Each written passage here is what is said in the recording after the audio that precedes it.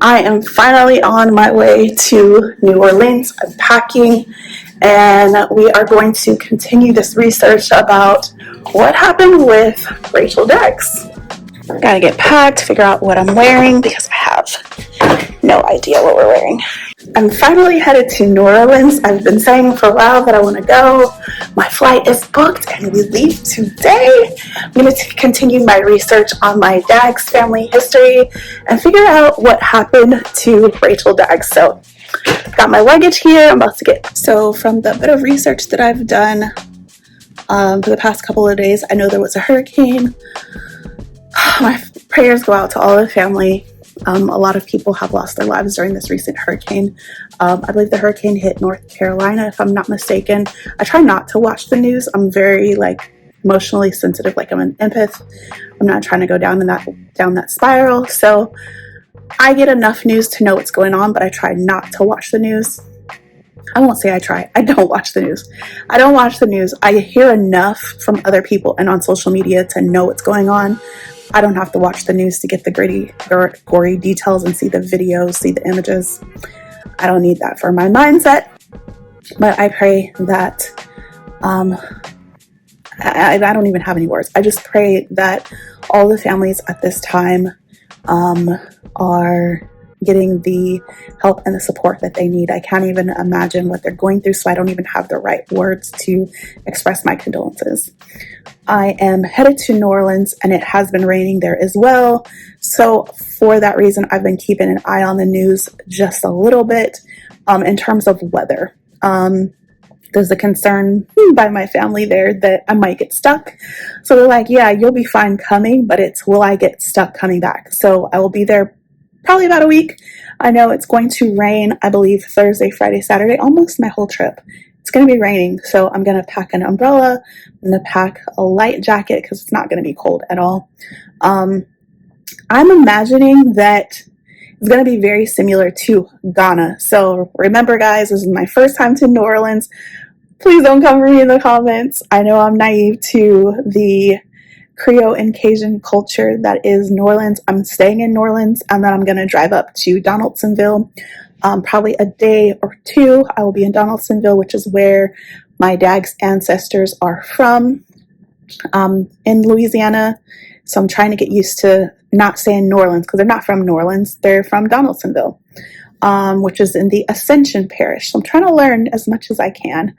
And then this is the side of my family that I had my great uncle test because my grandfather has already passed, and they traced their ancestry to the Lasongo people in the Central African Republic from the Y DNA testing that I shared with you guys a while back. So enjoy the trip, and I will be sharing kind of my journey along this trip, the research that I'm doing, and the things that I'm trying to learn about the culture, about my family's history, and of course, what happened to Rachel. So you may have seen in previous videos, I have a connection to the Georgetown sale. It is possible that the Daggs, that Rachel was a part of a Georgetown sale, a smaller sale, so not the really popular 1838 sale, but there's another sale where I believe Rachel could have been a part of that sale. And then this happened in Virginia, so just looking at census records and things like that. But long story short, John Armfield sold Rachel. She got shipped to New Orleans, I think maybe purchased by the mayor, if I'm not mistaken. There's still a lot of foggy details that I've got to go do, and everything cannot be done online. So I'm going to fly to New Orleans. I have some family and friends and some genealogy experts that are familiar with my Daggs family, that are familiar with the area, so that they can fill me in and help me with those missing puzzles to this part of my research. So I have no idea what I'm gonna wear. I know I want to make sure that I'm cool, but I know I want to go to a masjid. I always try to go to a masjid when I am traveling just to experience what other mosques are like. So I want to make sure that I take clothes that are worthy for that. Because I know since I've gotten older, I don't always wear an abaya, but I still want to dress modest and appropriate for the masjid. So I will see what I'm gonna pack. So I do. When I travel, I do try to go to various masjids wherever I'm at. So when I was in Maryland, I did not go to a masjid. When I was in New Orleans, I did not go to a masjid. I was really busy and I was like working on a list. So when I travel, sometimes I have more leisure time, and more times than none, I have a list of like, do this, do that, or I've scheduled times to see people, to visit people, to go on tours, to do things. And so because I had never been to New Orleans, of course, I was trying to check all the things off my list. So I did not get a chance to go to the masjid. So I kind of overpacked, I guess, because I took what I would call more modest clothes, versus me wearing like jeans and a long sleeve and my hijab wrapped up in a bun. Like, I'm almost 50, y'all. The girl is like, the hot flashes are no joke. So I don't always wear an abaya. And then when I go out, like I might just do a run to Sam's Club or something. And if I don't have my hijab on like this, or sometimes y'all even catch me with t-shirts on. If I go out of the house like that, and then I see other Muslim women with their hijab on, I'm just like, I have the guilt sets in, and I'm like, you're not appropriately dressed. For myself. So everybody can have their own what's appropriate. And I think that in traveling and getting to see Muslims of various ethnicities in different places has given me insight into Islam is not a one size fits all. Depending on what country you're in, depending on maybe even what city you're in, Muslims are going to look different. They're going to dress different. The traditions are different. But because as a convert, me being here in California and the Muslims that I was around, I was taught certain things, or I have a mindset of certain things of what's modest and what's not modest. Personally, I don't believe that if my jeans are a little bit snug and I've got my hair wrapped up in a bun, that's modest. Like, what are you covering your hair for?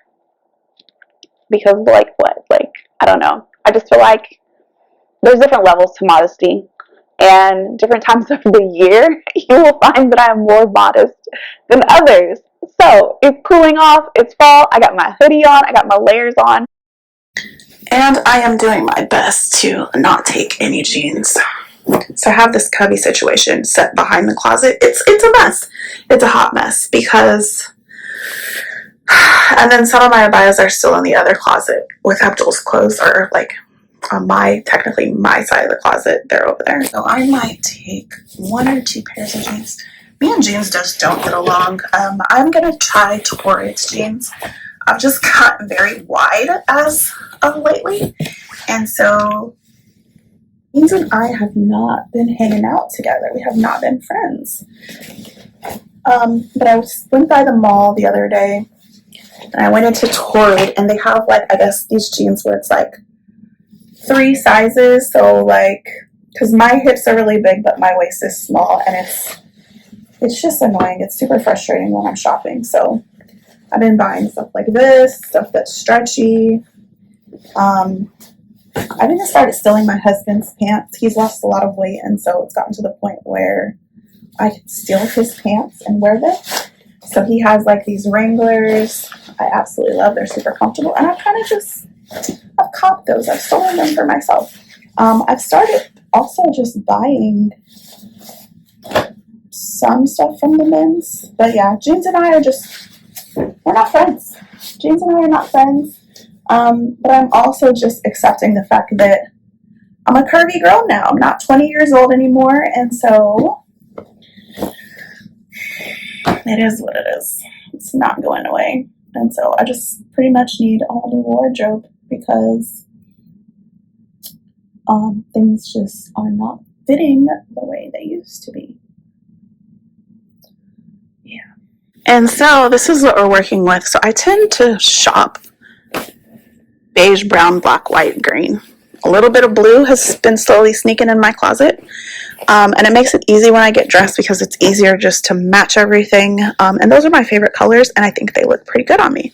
So I'm going to drag this into my room and try on some stuff and see if I actually want to wear them and if they're going to be appropriate, I guess is the word, conducive, I don't know, for the weather. I'm gonna take a couple of bracelets with me. I try not to take too much jewelry, especially if it's something that I'm gonna be upset if I lose it or if it gets lost or stolen. But yeah, I want to take some stuff, a little bit of some money. But I have certain jewelry that I wear, and then of course, going through airport security, I just wait and get it over with because they like to act funny. So one lady, she told me, "Oh, you've been randomly selected." Well, that wasn't very random at all, sis. But yeah, whatever. Oh, I really love this. It's DNA strands. I'm gonna take that. If it gets lost or stolen, it's fine. It could be replaced. I think I'll leave this here. Certain stuff that can't be replaced, I don't want to take with me. I don't tend to wear when I'm traveling. But other things, it's fine. And then I have my rings or whatever that I typically wear on a regular basis and I don't take off. I'm going to take this. I actually made this. It's just a copper bar that I found in my husband's junk, and then I stuck it on this rope. And I get a lot of compliments. People are like, "Oh my God, I love your necklace." If they only knew. It's a cute little fun piece. And then I'm going to grab nose rings. Because yeah, if you are a nose ring wearer, then you know that they get lost in the shower, they get lost in the bed. And I don't like the ones that have like the hook on them because it looks like there's something in your nose. I really like this. I bought this in Turkey. I haven't even been able to wear it because it's broken. I don't know how it got broken already, but look at that. It's already broken. I haven't even been able to wear it yet, so I've got to get that fixed. I think we are good on rings. Yeah, a lot of these rings, they came from my grandmother. I don't know where she got them. I don't know if they're family heirlooms or not. I try to wear them, but I try not to wear them because I don't want to lose them, which kind of defeats the point of having them. But yeah, and this is one of my favorites. I absolutely love it. It says La ilaha illallah. Problem is, you don't want to wear this in the restroom, so I tend to not wear it because I don't want to forget to take it off in the restroom. I'll take this one.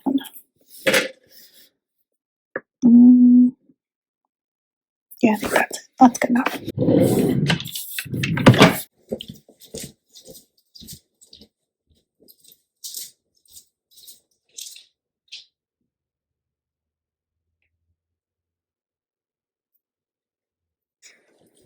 So this is Abdul's closet now. Yeah. So from here to here was mine, all the way up, or whatever, all the way down. And he's decided he's gonna stretch himself out, which is fine. That was the whole point. But this is all I have left in this closet. It's just this stuff and a couple of things up there, but just my abayas, my stuff that's really long. So yeah, our whole closet situation is not. And my husband shops, so he shops and he buys clothes like a girl. And he has things like this that he absolutely never ever wears. So there's that. He's a shopper. He is definitely a shopper. And so yeah. And I've given up like arguing about it and trying to get him to not shop. So I only want to take one. Well, dark blue or green. One of these has pockets and one of them doesn't.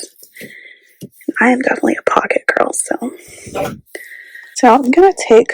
I think I'm gonna take more.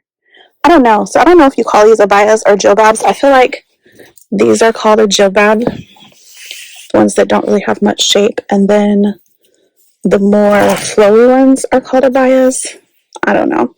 I have no idea, but I'm gonna take more than what I normally wear. I really want to get back into the habit of wearing them. It's just been, the hot flashes are no joke.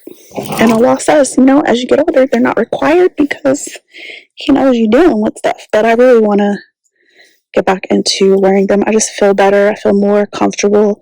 I don't have to worry about if this is showing, if that's showing, if this is too this or that. Just, it's yeah. In the summertime, my goodness, I definitely don't wear them like I want to or as I normally would. But in the summer, I don't really wear them much.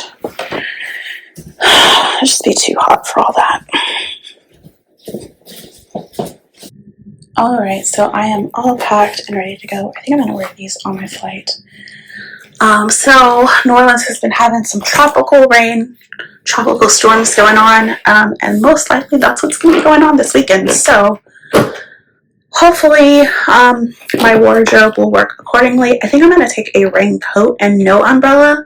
I just feel like with the wind, an umbrella is not really a great idea. Plus it gives me something I'm going to have to hold on to. So I'm just going to take a jacket with me. And I really love my rain jacket. It's really fun. It's cute because it's transparent. And it gives me an excuse to wear it.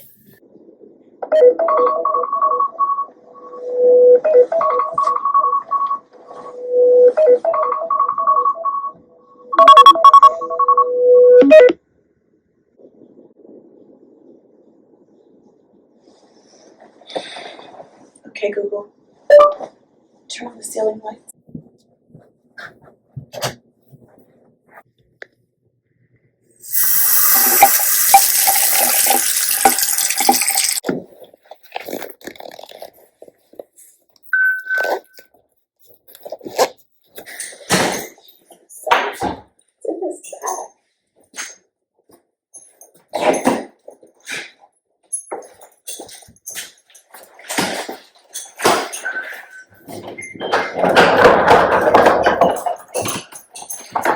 Wow, all the stuff you got in that bag.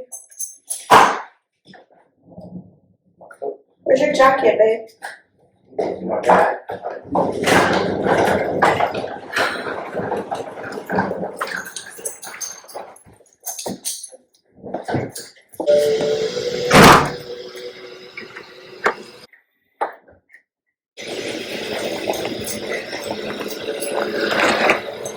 Is it in the little cart?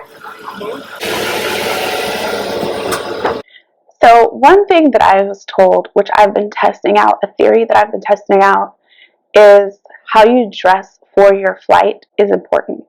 So I do try to dress comfortable. A lot of times I will wear sweats. I try not to really wear jeans because they're not the most comfortable on a flight. Also, my feet, depending on where I'm going, so if I go to Sierra Leone or Ghana, my feet tend to swell. If it's very humid, my feet tend to swell. I've been wearing compression socks, compression stockings, stuff like that. It helps a little bit. I don't think that my feet swole during this trip, and I also have plantar fasciitis, so my feet are always sore anyways. But I digress. I was told that if you dress more like business casual, they tend to treat you a little, if you dress more business casual, they tend to treat you a little bit better, a little bit different on your flight. They may even upgrade you on your flight. So I've been testing out this theory. On this flight, I did wear sweats, but on a previous flight, I did tend to dress better. I think when I was going to Maryland or coming from Maryland, and my flight got upgraded. So I don't know if there's anything to that. But yeah, I've been told, like, dress up a little bit for your flight. Wear like business casual. Don't wear sweats. Don't wear hoodies. I don't know how true that is. What do you guys think? So when we finally arrived in New Orleans, it was maybe about 3:30, 4 o'clock. We stopped, got our rental car, and the guy who took us to get the rental car, he had this serious Southern accent, and I was like, yes, I have arrived. I'm in New Orleans. I always tell my husband, I need to live somewhere so I can have an accent. But it's funny is, as you travel, I'm the one with the accent. I don't feel like I have an accent. Because people are like, oh, where are you from? You know, I love your accent. And I'm like, my accent? You guys are the ones that have an accent. But what I did notice is that, I guess it depends on where in Louisiana you're at. Everyone's accent is different. And I don't know if it's just maybe some people weren't from Louisiana, but they were there living in Louisiana. There were so many different Southern accents that I got to hear. Oh my gosh, this hotel and this elevator. The elevator literally said no more than 6 people at a time. This hotel, so when I travel, depending on when I travel, where I travel, how much money I have, I am a budget traveler. I'm not a luxury traveler. I might stay in a nice hotel a time or two, but because I know that I prefer to spend my money on experiences, I'm not a spend money on things type of person. So I would prefer to spend money on souvenirs, on experiences, on things to do, on good food versus having a luxury hotel. I'm like, if my hotel's clean and ain't no bugs, if my hotel's clean and there ain't no bugs, then we're cool. Like, I just need a nice, clean hotel. So I tried to have a budget with this hotel. I really felt like if this hotel gave me one excuse, I was so ready to check out of this hotel. We got in, there was like a smell. Then we got upstairs to the hotel, there was another smell, and I'm a germaphobe, so I can smell mold, I can smell mildew, and New Orleans is humid, but we got into the room, and our room was like 50 degrees. They had the AC blasting. Me being me, I was like, why is it so cold in here? Nobody warned us. They didn't tell us that if you turn that AC off, you're gonna melt, or even if you turn it up. I think I turned the AC from like 50 to like 70, and there's just like sweat dripping down the walls. There was no fan in the shower, so we would take a shower and leave like the patio sliding door open. It was a mess. So literally the cleaner, I had to have them come and spray because I started getting mold on my walls. And I'm like, I smell mold, I smell mildew, now I'm starting to see mold. I have really bad allergies. I'm allergic to everything under the sun: mold, mildew, ragweed, dust, dander, all the things. So, and I know that mold can be a very bad thing for you health wise in terms of like inhaling mold. So my husband has a very weak immune system. He gets sick at the drop of the dime. So I'm seeing mold all on the walls, all just everywhere. And I was so irritated because it was either be hot or be cold. Either way, you still have to deal with mold. And then after we checked out of the hotel, they sent me an email. Oh, how did you like the hotel? Leave us a review. And I'm like, y'all don't want me to leave a review. You do not want me to leave a review because I'm not one of those people who likes to complain. The staff at the hotel were so nice.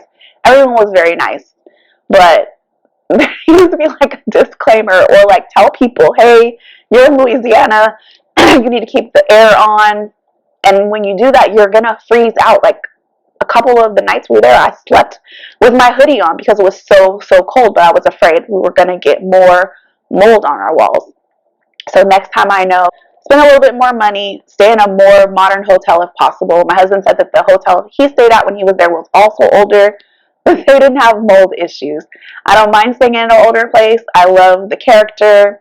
I'm not a luxury traveler. I don't have to have luxury. But yeah, I would check, and there was like no reviews or anything of anybody complaining, and I guess I probably need to go ahead and leave a review.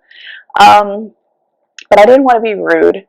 And I just figured maybe it was just me having a lack of knowledge of what to expect. But yeah, this hotel,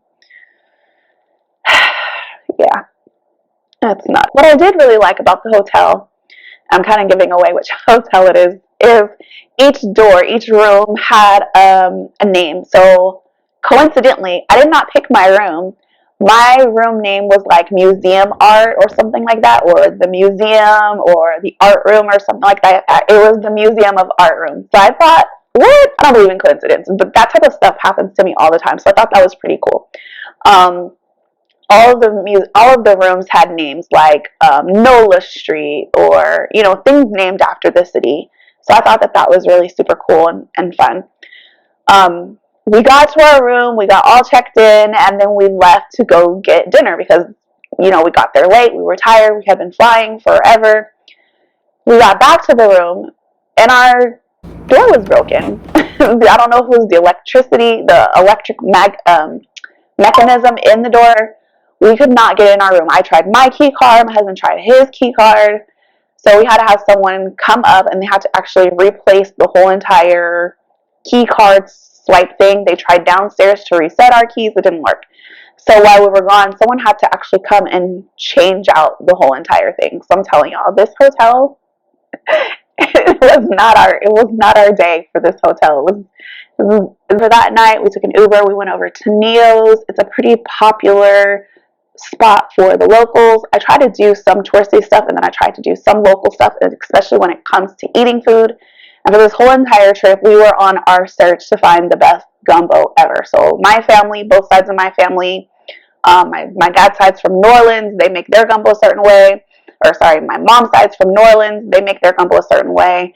My dad's side is from Maryland. They make their gumbo a certain way. And so I'm just used to certain types of gumbo. So we were on this hunt. And then, of course, my husband, his mom makes gumbo. My grandma, they make gumbo. They're from the South, Oklahoma, Mississippi. So I'm used to a certain type of gumbo. And unfortunately, throughout this whole entire trip, I did not really have the best gumbo experience, which is kind of disappointing. So our whole entire trip, we're trying to find the best gumbo. So we're Muslim, so of course there's a lot of pork. Everything's got pork. So I'm trying to find out what gumbo doesn't have pork but still spicy, because you have that andouille sausage. The andouille sausage is pork. So I'm trying to find, we're going to different places. All right, let's have lunch. Let's find a place that's got good gumbo. Or we're at this place, let's try their gumbo. So even if it was just a small bowl of gumbo, we were trying everybody and their mama's gumbo. And what we were told basically is gumbo in a restaurant in Louisiana is not like gumbo that somebody's going to make in their kitchen. The restaurants tend to tone it down. It's not going to be as spicy because it's for everybody. Versus if you eat gumbo at somebody's house, that's going to be the best gumbo of your life. We really did not have any really great gumbo. We stuck to the seafood gumbo because we knew it wasn't going to have any pork in it. So you have a seafood gumbo, which is basically seafood, and then your gumbo roux, some okra. Then you have the chicken gumbo, the chicken and sausage gumbo. And then you have, there's like 3 or 4 different gumbos, but they all pretty much had sausage. Even the chicken and sausage had the sausage, or you had the sausage, or you had the shrimp gumbo, or the seafood gumbo. So the seafood gumbo was the only thing we were able to eat, which meant it didn't have any sausage, which means it didn't have that kick that I was looking for. So you know me, as soon as I got back home, I actually just finished making it. I made my own gumbo, and we bought some beef sausage. It's spicy. I actually learned about a new recipe. I started making gumbo greens. So it's basically all the stuff, sausage, okra, shrimp, crab, all the things you would put in gumbo, but I also add collard greens. So I've been really enjoying gumbo greens lately. I don't think I've just had like regular gumbo since last year, because I was stuck on these gumbo greens. So of course the next morning I had to get my coffee fixed. I was a little jet lagged, got my coffee fixed, and of course I kept hearing about beignets. Make sure you try the beignets when you're there. Some people call them like powdered donuts. They're definitely not powdered donuts.